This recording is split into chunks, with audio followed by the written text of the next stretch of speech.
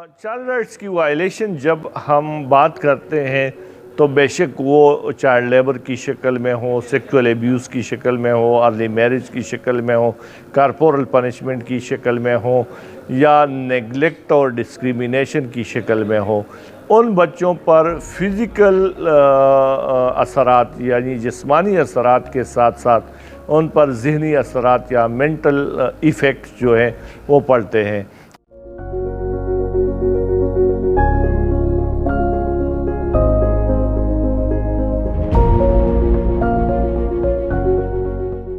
Frederick نومونٹ foundation اسلام آباد میں ہمارا آفس ہے، تو ہمارے ایک پروجیکٹ ہے گڈ گورننس، اس کے انڈر جو ہے وہ ہمارے عمران ٹکر صاحب اور مس ساجدہ نے ایک پروجیکٹ کے لیے ریکویسٹ کی، جو ہمارے المنی ہے، جو آئیڈیا پچ ہوا، اس میں چائلڈ رائٹس کے اوپر تھا کہ چائلڈ رائٹس اینڈ رسپانسبلٹیز کے اوپر ہم ایک دو ورکشاپس رکھنا چاہ رہے ہیں۔ تو یہ آج ورکشاپ اس کی دوسری ورکشاپ تھی، اس سے پہلے لاہور میں کیا تھا، تو آج پشاور میں ہوا۔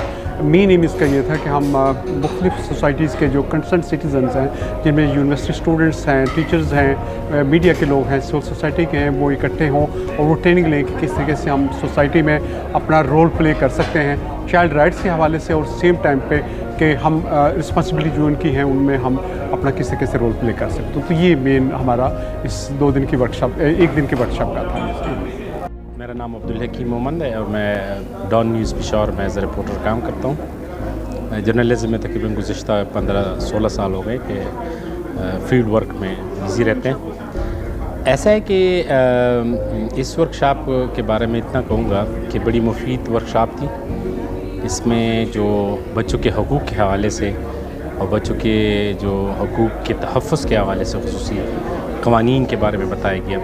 اگرچہ ان قوانین کے بارے میں ہمیں پہلے سے بھی معلوم تھا، لیکن ان کی امپلیمنٹیشن اور سزائیں اس حوالے سے کافی معلومات ہمیں حاصل ہو گئی ہے۔ اور سب سے بڑی چیز جس کا ہم نے تھوڑا بہت اسٹڈی بھی کیا تھا، یونائٹڈ نیشن CRC جو commission for the right of the child ہے، اس کے بارے میں تفصیلی لرننگ کا موقع ملا ہے، اور اس کے بارے میں کافی پریکٹس بھی ہو گئی ہے۔ اور جو اپنے ایکسپیرینسز ہیں، جو ہمارے ینگسٹر جرنلسٹس ہیں، یہاں پہ اسٹوڈنٹس آئے تھے، ان کے ساتھ اپنے ایکسپیرینس شیئر کیے، تو اچھا لگا، کافی موقع ہمیں بھی سیکھنے کو ملا، اور جو ہماری ایکسپیرینسز تھی وہ بھی ہم نے اپنے جو ساتھی تھے اس ورکشاپ کے، ان کے ساتھ ہم نے شیئر کیا۔ معاہدہ برائے حقوق اطفال میں یہ ٹوٹل رائٹس جو ہے بچوں کے وہ 43 ہے، اور اس میں پروٹیکشن کے رائٹس بھی ہیں، کسی بھی قسم کے ایبیوز، وائلنس، نیگلیکٹ، ڈسکریمنیشن یا دوسرے جو مینٹل اور فزیکل یا سیکسول ایبیوز ہیں، یہ چائلڈ پروٹیکشن کے زمرے میں آتے ہیں۔ لیکن ساتھ ساتھ جب ہم چائلڈ رائٹس کی بات کرتے ہیں تو ان کے ہیلتھ رائٹس بھی ہیں، پارٹیسپیشن کے رائٹس بھی ہیں، اور ایجوکیشن کے رائٹس بھی ہیں۔ اور یہ پھر اسٹیٹ کی بھی ذمہ داری ہے، اور اسٹیٹ کے علاوہ والدین یا کمیونٹی کے دیگر اسٹیک ہولڈرز کی بھی ذمہ داری ہے کہ چائلڈ رائٹس کو نہ صرف یہ کہ پروموٹ کرے بلکہ ان کو پروٹیکٹ بھی کریں۔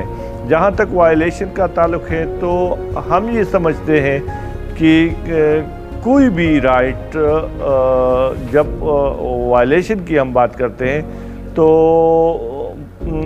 خواہ چائلڈ لیبر ہو گیا، اس میں رائٹس وائلیٹ ہوتے ہیں، چائلڈ سیکچول ایبیوز ہو گیا، رائٹ وائلیٹ ہوتے ہیں، اسکولوں سے بچے باہر ہے، اسٹریٹ پر ہے، بیگنگ میں ہے، تو یہ چائلڈ رائٹس کی وائلیشن ہے۔ جیلوں میں قید بچے ہیں، چائلڈ رائٹس کی وائلیشن ہے۔ کہ پاکستان نے چائلڈ رائٹس کا جو کنونشن ہے 12 نومبر 1990 میں ان پر دستخط کیے ہیں، تو ہم یہ سمجھتے ہیں یہ اسٹیٹ کی اولین رسپانسبلٹی بنتی ہے۔ تو اس لحاظ سے اسٹیٹ نے پروونشل لیول پر اور فیڈرل لیول پر کافی حد تک پالیسی لیول پر لیجسلیشن کے حوالے سے کام کیا ہے، ادارے بنائے ہیں، سسٹم بنائے ہیں، لیکن اب بھی بہت ضرورت ہے ایک طرف ان لاز اور پالیسیز کی امپلیمنٹیشن کے حوالے سے، دوسری طرف ابھی تک بہت کمی ہے چائلڈ رائٹس کے اوپر اویئرنیس اور سینسٹائزیشن کی۔